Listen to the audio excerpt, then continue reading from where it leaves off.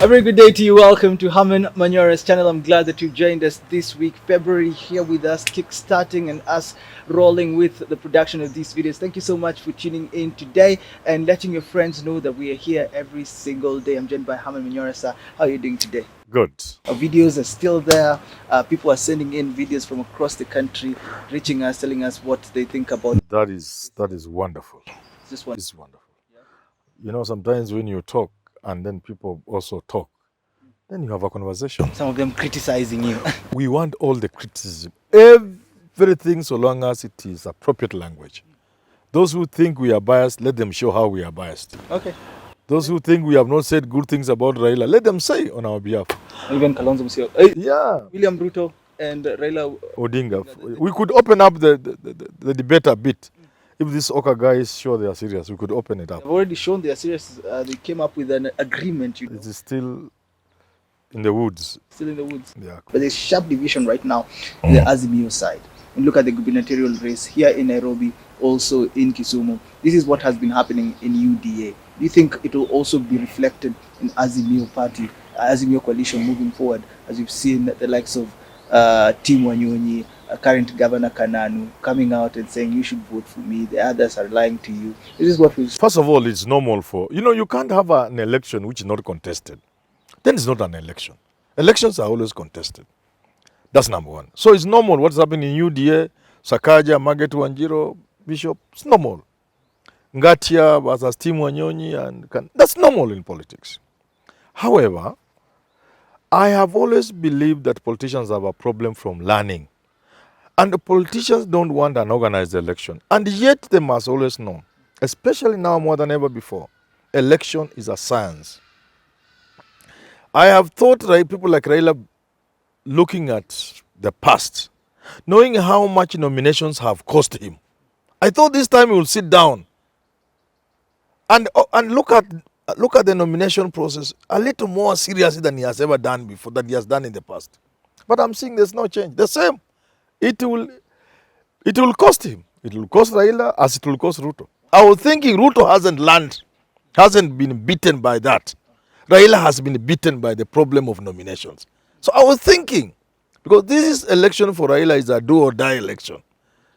And I've also argued here on this show with you that Parliament is more crucial than it has ever been before. First, in terms of the numbers. And second, the quality of people you put there. Because this Parliament is going to be so assertive. To be president, my friend, you'll have to reckon with Parliament. Just numbers, also the quality. Numbers and quality. So I thought Raila would have sat down by now and looked at the thing of numbers in Parliament. Look at this thing of quality in Parliament. And then figure out the trouble areas like in Nairobi. For him, Nairobi has a problem. Don't just wish it away. It will not go if you wish it away. No, it will cost you. Yes. What will happen? Because if Margaret Wanjiro leaves, Bishop Wanjiro leaves, she won't just leave. She will hurt UDA. If Ngatia leaves, he's disappointed. It will hurt Raila. It will not just leave. Going with numbers. Even if Sakaja, if let's say for example, Sifuna is disappointed with the Kina team, these are lawyers. It will hurt Raila. So if he thinks he can wish it away, then he's just a joker. But is there something you can do it? Of course, what I have said in this country repeatedly. Brains, brains, brains, brains. Look for people who can think and let them work for you. The problem in this country, we don't value thinking. We don't value intelligent people. Work with intelligent, smart guys who can look at this. You sit down and figure out, this is Nairobi, this is the challenge. How do we surmount it? You can't wish it away. How can a democratic party be able to deal with this nomination headache when people are coming and saying you'll be surprised of this party at how much you achieve when you sit down with people. You'll be surprised. If you put Ngatia here, Tim, Aladwa, Sifuna, and all these people, say, look here, we are going for the presidency. This is the big thing we are all chasing. We could lose the big thing as we fight for these small things here. Look here, government is big. I'm just giving an example. I'm not being paid by somebody. They have to pay me to think for them. But I'm just saying, getting people to sit down, you achieve what you can never have imagined. Just sitting down. Even when countries have gone to war, lives have been lost. they sit down and realize they were stupid. If they had sat down, the things over which they lost hundreds of thousands of lives would have been sorted. So what I'm saying is, Raila and Ruto should not think this thing will be wished away. No, you can't just look at the other side and then it goes. No, it will haunt you. It has eaten Raila in the past. I was thinking he will be smarter this time. He has to be smart. So he won't be able to govern without the seats in Parliament. Oh, my friend, for Raila sympathy, Ruto will be better. Let me tell you something, and I want to repeat here. Ruto is not going for the presidency. No. Ruto is going for Parliament. And he will harass Raila in State House. Raila will wish he didn't go to State House. I'm telling you for a fact. Because now he's just moving as usual. This is not the time to wait for everybody, people who say, I want to run. This time for Raila to have a think tank that looks at the whole 290 constituencies and puts them under focus and says, Hamisi, where I come from, let's give it to Manyora. Just for example, I don't want. Yes. Let's tell him to go for it. This is how it's done in other countries. You scout for talent and ask people, why don't you stand for this election? I gave an example I don't want to give. Because Sifuna almost ate me. So I don't want to mention again what I said. But what I'm saying is, which is true, Raila will have to look at Nairobi and say, how many seats can we realistically get? What do we need to do to ensure those ones we get? Number two, which seats in Nairobi are ours for the taking? Like Westlands, like Langata, Dagoret North. I think there is Embakasi East. There are seats which all ODM will need to do is to put their name. Whatever name. The ODM logo will win. So you look at that and say, these 5 seats, we are not going to wait for Jalango to say he's going for Langata. No, we will send there Manyora. We will send there Jad. And that's what they are supposed to be doing now. Then you look at the safe seats. Safe 100%, 100 plus. Luo Nyanza, the people call it Luo Nyanza. You sit down with the people and tell them, we are chasing this animal we have chased for so long. Now we are about to get it. We will watch as people eat these animals. After we have chased this, killed it, skinned it, others will eat. We must be strategic, and one way of being strategic is let so and so go for Ugenya seat. It is possible. Let me ask. Not wishing it away, because you see the problem with politicians. Just a moment, they allow themselves to be beholden to people. They receive little favors. They return little favors at a cost. You see, you can win this thing and you are sworn in as Raila, and within a year you leave State House. Let me hold you. Let's get back, talk about that. But first, if you like what we're talking about, look, we have a website on news. It's called NairobiReview.Africa. We speak about politics, and it's also written. Brilliant brains writing articles about what is happening in the country, both politically, in the sporting area, and also on entertainment. The website is doing really well. So. Yeah, here. This website is doing well. Opinion pieces on politics. Yeah. This is the time to read NairobiReview.Africa. This is the time for you to read NairobiReview.Africa. All the news, all the analysis about elections, you'll find there. NairobiReview.Africa. Link down below in the description. Go check out. It also has a very, very beautiful setup. I think so. The theme is. It looks wonderful. It's wonderful. Go check it out. NairobiReview.Africa for you. You've just said that William Ruto is not going for the presidency. He wants to harass the person that's going to be president. That's wishful thinking. It's not wishful thinking. Let's put it this way. We have 290 constituencies. Supposing Ruto gets 140 or 150. You know, Ruto is. Take this from me. UDA is smarter on the ground than Azimio. I'm telling you. Someone was telling me Ruto is hands-on. On the ground, he can get 150 seats. Leaving the rest for Raila and a few other small parties. He can even get 120 or even 100. But remember, immediately you win an election, you lose so many friends. People get disillusioned very fast. Why? People expect more than they deserve. People expect to be treated like kings because they helped you to win an election, when it is not even realistic. Just by winning alone, you lose. Let's say Raila gets What, 200 MPs, just for example. Do you know within the first month they will lose 30, 40 MPs? For no reason.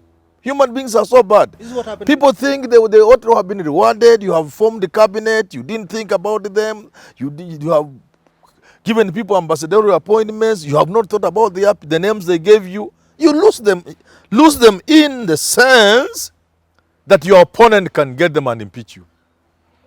You get what I'm saying? Uhuru Kenyatta falling out with some people. Yes, it happens very easily. Once you win an election, even in the villages, even somebody who make a very minimal contribution, they behaved like without them you could not have won. Now after that, they go to your opponent. Yes. And that's why you see people rarely win re-elections. Because of that. There are many other factors. But the fact that people expected too much of you, their support is like it was all you needed and all you used to win. So if Raila gets even 200 MPs, and they are the ordinary type of Kenyan MPs, 40, 30 will be lost through disillusionment, feeling they were not compensated enough, not rewarded enough. 50 would very easily be bought. The other guy has the numbers to impeach you. We are going to see impeachment in this country for the first time of a president in this election. Let me use Uhuru's way. Regardless of who wins the election, they will be impeached. Will this be, take it from me. Will this be cost more because right now we're dealing with coalitions and therefore the parties? And you see, the control over parties is not so tight. The control Raila will have over his Azimio MPs is not as tight as the control he has over ODM MPs. These are reality they must live with. And if they just go as business as usual, allow rascals to run for elections, just because they know them, they are cronies, they know their father, I know so-and-so is the son of a friend of mine, they will pay for it. They will be impeached.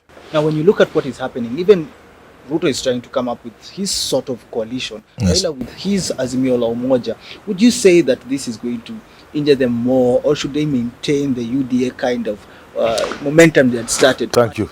Thank you. Ruto is losing the script. He's losing the script. But you've always said it's because he's making blunders. I'm saying he's now losing the script. That UDA thing was denying him the presidency. And I doubted that he's going for the presidency. Now he's missing both the presidency and everything else he was going for. If he remained with that united UDA, with a party he has complete control over, then he raised Raila's side after elections, he can impeach him. I'm telling you, take it from me. People will be impeached. I'm telling you, you'll see it. With a strong party. We are entering into a season where there will be impeachments in this country. That somebody has to write it down somewhere. Viewers, if you have, let me look at the viewer. Which camera? This one. Let me tell viewers who are watching me. This country is entering a season where presidents are going to be impeached. Period. We haven't seen nothing yet with the government. We ain't seen nothing yet. And therefore, the best thing any person will do, and Ruto is doing a bit of that, go for numbers in Parliament, Special National Assembly, and go for quality. Go for people. Look for people and support people who can speak in that house. It's not just a number that somebody is there. There's going to be very furious debate in that. Because now, you see, the MPs who used to speak were like from the ODM side. Okay? Yeah. But they were outnumbered. So helplessly so. And then they were running against deep state. So that you feel frustrated. You know, deep state is everywhere up to Parliament.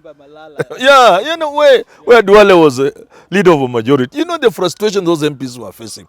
That is not going to be there. That barrier is not there. You get it? Secondly, the MPs on the UDA side, I suspect they are carefully chosen. Let's just use an example.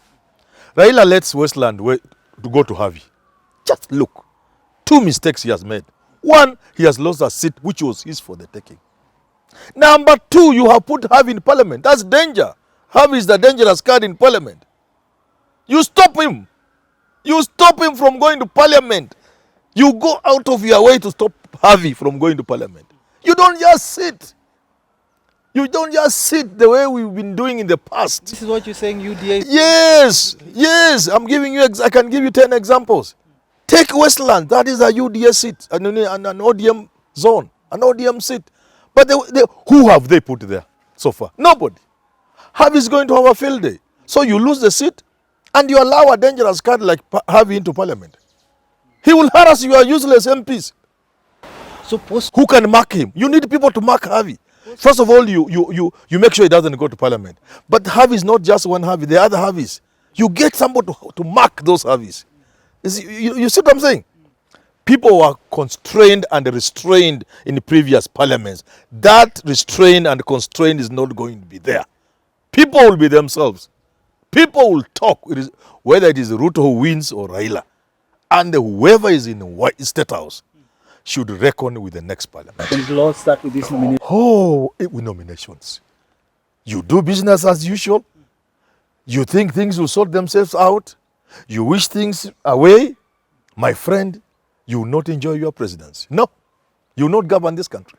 Okay, let's wind the conversation there. That's been a tough one, a good one. I hope you'll share this clip. Thank you so much for tuning in until we do have these conversations again.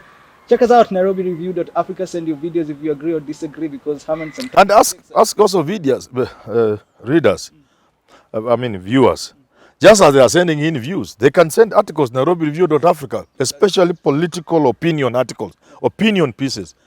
Right, and I think they are talking about 1,000 words and below. Say 900, 800 words. Count your words. A good opinion article. Send to Nairobi Review. Send it now if you can, if you know how to write. If you don't, well, send us the videos. Until we do have these conversations again. Thank you so much. Goodbye for now.